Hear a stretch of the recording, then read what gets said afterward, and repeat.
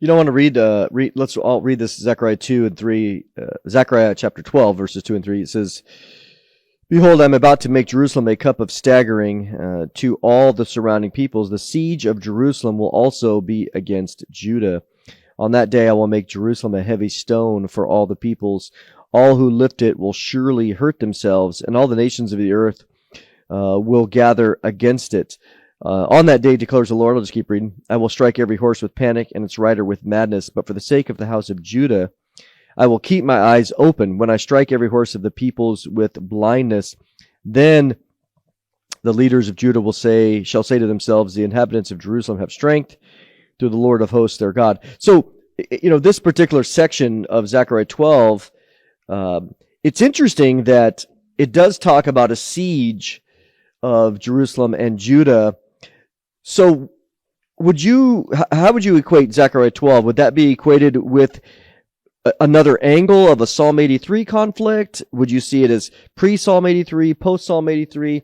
Kind of help the listeners understand, again, the sequence here. I think it pretty much deals with the climactic conclusion of Psalm 83, because go ahead and read verse 6, Zechariah 12, verse 6. "On that day I will make the clans of Judah, or the leaders of Judah, depending on translation, like a blazing pot in the midst of wood, like a flaming torch among the sheaves, and they shall devour to the right and to the left all the surrounding peoples, while Jerusalem shall again be inhabited in its place in Jerusalem."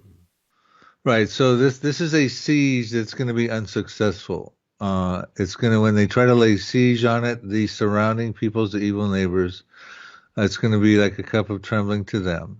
And it says, in that day, and several things build up to what the verse you just read, and I would like to break those down in a moment. But ultimately, in that day, the Israeli Defense Forces, the clans of Judah, are going to be like a fiery torch, and they're going to destroy the evil neighbors around about, the surrounding peoples, on the right hand and on the left hand. And that is going to conclude, this says it'll devour them in some translations. That is going to conclude this one God's peace plan. They're going to utterly be plucked up and destroyed as nations. And it's going to conclude the Psalm 83 war effort as well. Now, there's another siege on Jerusalem that's going to be successful. This siege is unsuccessful. The siege that's going to be successful is dealing down in the tribulation period. In Zechariah 14, verse 2, it says that actually the armies of the world will come together, gather against Jerusalem, and it will take the city. They'll ravish they'll rifle the houses, ransack the houses, they'll ravish the women, and the city will be taken. Now that's not this siege. That's a successful siege that happened subsequent. Some people try to confuse Zechariah 12:2 with Zechariah 14. Yeah, let me read. I'll read Zechariah 14. And again, people can read this for themselves as it relates to what you just demonstrated there, a contrast. "Behold, a day is coming for the Lord when the spoil taken from you will be divided in your midst." Zechariah 14, verse 2. "For I will gather all the nations against Jerusalem to battle. The city shall be taken, the houses plundered, and the women raped. Half of the city shall go into exile, but the rest of the people shall not be cut off." So there will be a remnant staying there, the rest. But as you mentioned, clearly that's a successful siege of the city and its taking. If we go, this is interesting because as it relates to Zechariah 12, what this tells us is that there will be troops, right? Would we say that there'll actually be troops, foreign, non-Israeli troops, ground invasion of some kind? Again, doing a siege of Judah and Jerusalem itself. I mean, will there be foreign military in the land? Well, in Zechariah 12, there'll be the surrounding Arab nations that'll be laying siege, trying to take claims over Jerusalem. Excuse me. And Judah. That's not all nations in Zechariah chapter 14. Right. So it just, as we think about the context of Zechariah 12, to me, it's just fascinating that what we will see is, right now, it's been, how long has it been since there's been actual foreign troops and foreign tanks in Israel proper? But according to this passage, they will be there sieging it. They will. And what goes on to say, one of the problems, let me skip verse 3 for a minute, because that's one of the verses that people segue into Zechariah 14 with, but let me skip that for a second. Excuse me, I got a tickle on my throat. I apologize. So we talk about in that day when the surrounding peoples try to lay siege on Judah and Jerusalem. We're told a couple verses later in Zechariah 12 verse 4, the Lord is going to divinely intervene. And it says, in that day, I will strike the horses. Now remember, they're not going to come in horseback to try to lay siege on Judah and Jerusalem, but that's what they rode back in Zechariah's time. But he's going to strike the horses with confusion. There's going to be, in my estimation, armored vehicles and things will start to malfunction because the Lord's going to divinely intervene. And then it says, I'll strike when that happens, the riders will be hit with madness. In other words, they're going to panic as they see this start to happen. And then it says, I will strike the horses with blindness. In other words, guidance systems. This is my interpretation. Yeah, seems guidance reasonable. Systems are going to go down. And it says in verse 5 that when that happens, that the Jewish people, it says the governors of Judah and the captains of the Israeli defense forces, if you will say in their heart, the inhabitants of Jerusalem are my strength and the Lord of the hosts. So they're going to become emboldened to go to battle. And you read verse 6, which says they go to battle and they devour those people on the right hand and on the left hand. So this is clearly dealing with the Israeli defense forces, dealing with the evil neighbors. Now, some people would say, no, this is Armageddon. But then you have to say to yourself, well, Armageddon, and let's go back to verse 3 first. Read Zechariah 12, verse 3, and I'll explain why they think that. Yeah, this is important because I think as we get the text out, it'll become obvious. On that day, Zechariah 12:3, I will make Jerusalem a heavy stone for all the peoples. All who lift it will surely hurt themselves, and all the nations of the earth will gather against it. Right, in some translations, assemble against it. Mm-hmm. So remember, we're still talking about in that day that the surrounding Arab peoples, the evil neighbors, attempt to lay siege on Judah and Jerusalem, a final siege, which will be unsuccessful because the Israeli defense forces will win. Verse 6. But it goes on to say, in that day, the world's going to meddle with the status of Jerusalem and Judah. In other words, the world's going to meddle. Now, some people think, well, this is going to be Zechariah 14, Joel 3, Revelation 16. We'll get into those in just a moment. But I don't believe that's what it's saying here, because if you really break it down, here's what I think it says, and I'll tell you why I don't think it says what they're suggesting. It says, in that day, they're going to try to meddle. So we look back in 1947. The United Nations said that Israel was going to become a state again, which happened on May 14th, 1948. But they declared that Jerusalem would be an international zone. So in other words, you can't have it as your capital. It's going to be an international zone. And then in 1948, the Arabs came to war with the Jews, the Arab-Israeli war. And in 1949, the armistice agreement happened. They took a green line, the international community's meddling. They take a green line and run it down the center of Jerusalem and divide the city of Jerusalem. But that was not biblically endorsed. So in 1967, in the Six-Day War, Israel wins that war and takes over all of Jerusalem. So the international community had been meddling, but Israel wins that war, takes over Jerusalem. They make the colossal mistake of giving the Temple Mount to the Arabs, to Jordan in particular. But then again, they still control Jerusalem at that point in time. Now we see right now, even we're talking about this at the beginning of the blog here, or podcast,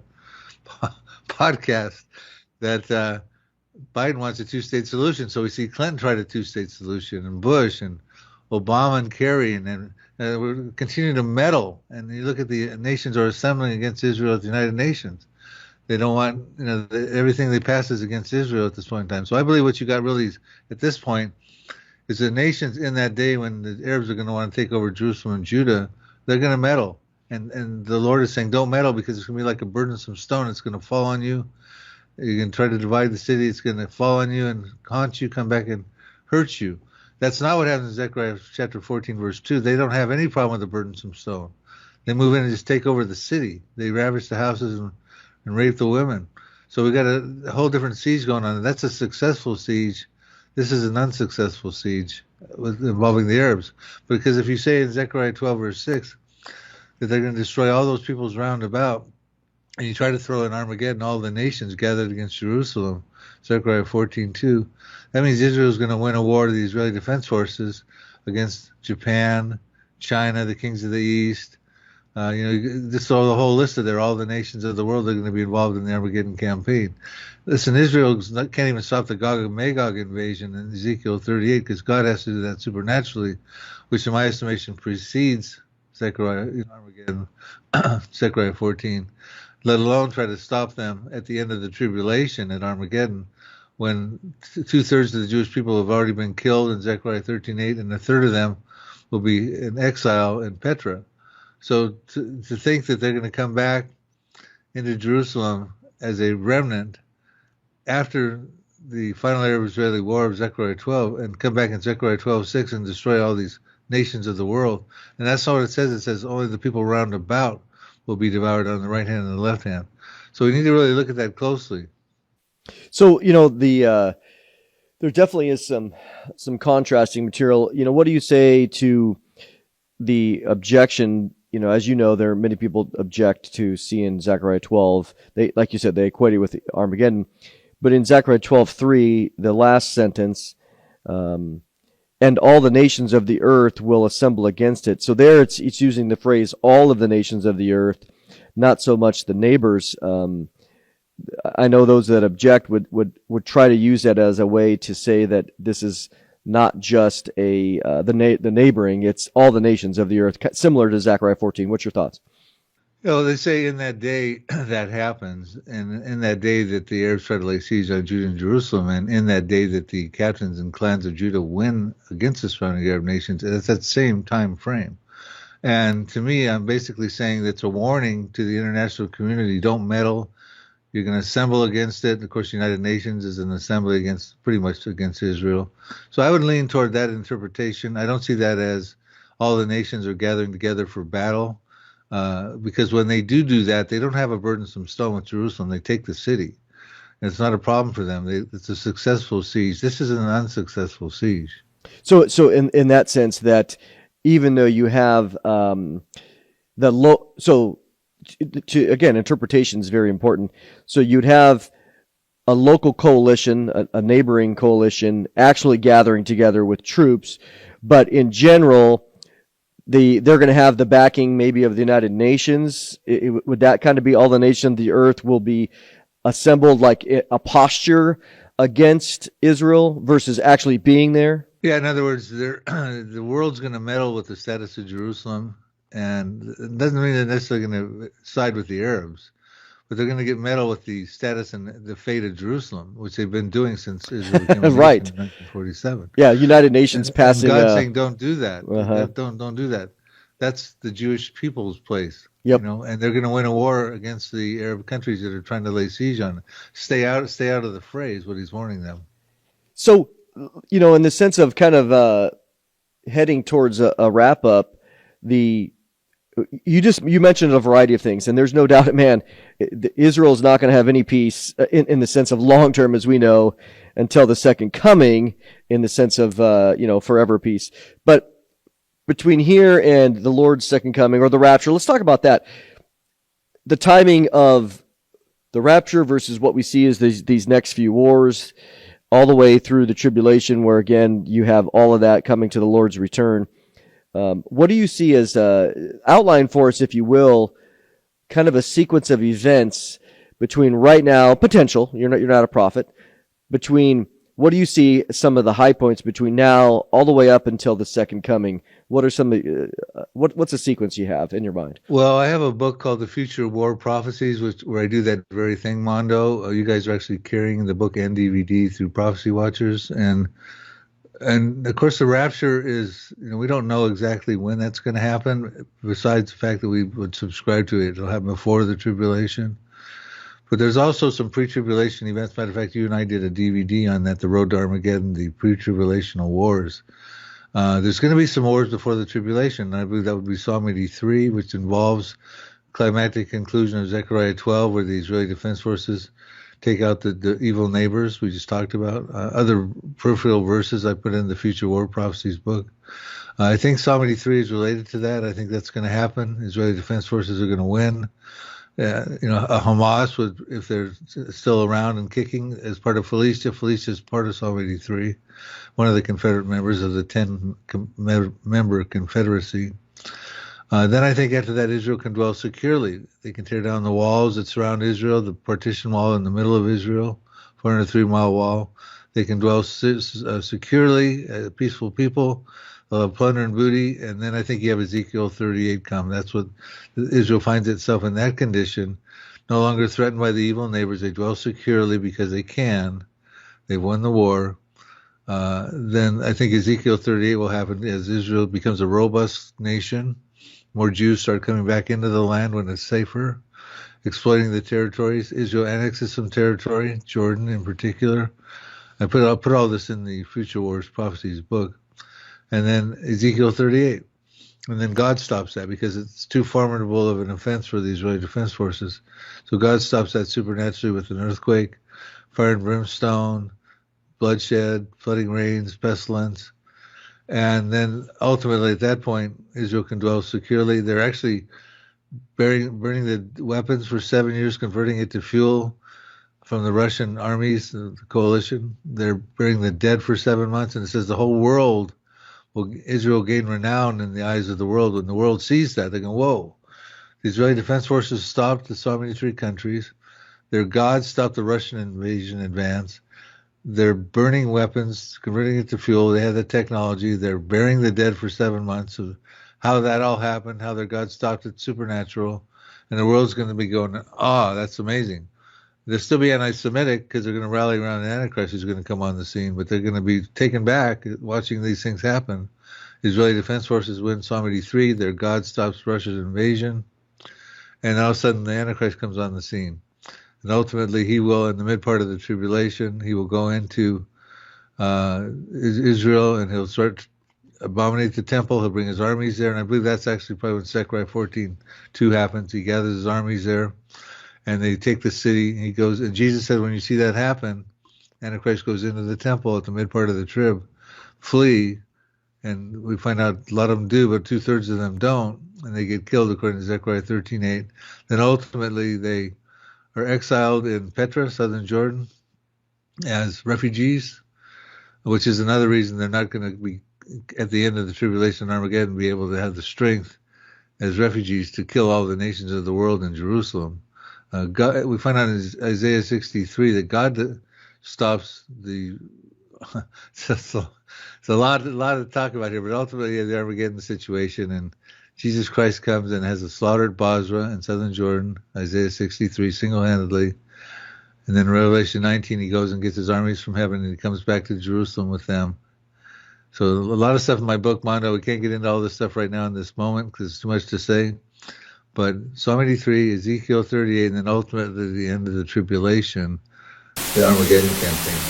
You know, it's amazing, Bill. That's a great summary. That as we're watching, there's a lot. The Lord has provided so much detail as it relates to the last days and the final circumstances of Israel leading up to the tribulation period, the time of Jacob's trouble, the Lord's return, as you mentioned, the rescuing of Israel. So why? Romans 11:25, that all Israel will be saved. And, so what's, the average person here that's watching, or listening in that regard, let's give them some hope. What's the hope? Certainly the gospel. What's the hope here? How does this end up? Okay, listen, what I would say in summary, Mondo, and again, thanks for having me on this podcast, is that it's time to get right with Jesus Christ because he's coming for his believers in the rapture, and ultimately he's going to come a second time in the second coming for the faithful remnant, and at that time he's going to destroy the Antichrist. He's going to cast them alive with the false prophet into the lake of fire. He's going to deal with the armies of Armageddon and win that war. But ultimately, welcome to a war-torn world. You're already seeing it happen in the Middle East with the Gaza and the Hamas. That's likely to escalate. And certainly at some point the prophecies will find fulfillment. It could actually pivot right off of this war with Hamas right now into Psalm 83, ultimately Ezekiel 38, and then the granddaddy, the Armageddon war campaign at the end of the tribulation. But it's temporary. The thing to note is that if you're in Christ, one, you're going to be taken out in the rapture. You may see some of these wars that are pre-tribulation, but you will be with Christ in the rapture. And then ultimately, these wars are temporary. I'm going to have, Mondo, if you'll read Micah 4, a couple of verses in Micah 4, let the viewers know that these wars are going to come, but they are temporary. There'll be no more war ultimately in the Messianic kingdom. Yeah, this is Micah 4, verse 2, where he says, "And many nations shall come and say, Come, let us go up to the mountain of the Lord, to the house of the God of Jacob, that he may teach us his ways, and that we may walk in his paths. For out of Zion shall go forth the law, the word of the Lord from Jerusalem. He shall judge between peoples, and shall decide disputes for strong nations far away. And they shall beat their swords into plowshares, and their spears into pruning hooks. Nation shall not lift up sword against nation, neither shall they learn war anymore.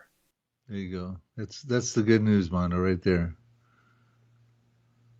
Amen. Ultimately, when Jesus comes at the second coming, after all the bloody wars, Psalm 83, Ezekiel 38, the Armageddon campaign, he's going to end it all. And he's going to have this beautiful Messianic kingdom for 1,000 years, the millennium, and there'll be no more war. And you need to be a part of that by receiving Jesus Christ today, and assure yourself to be in that particular wonderful environment in the Messianic kingdom.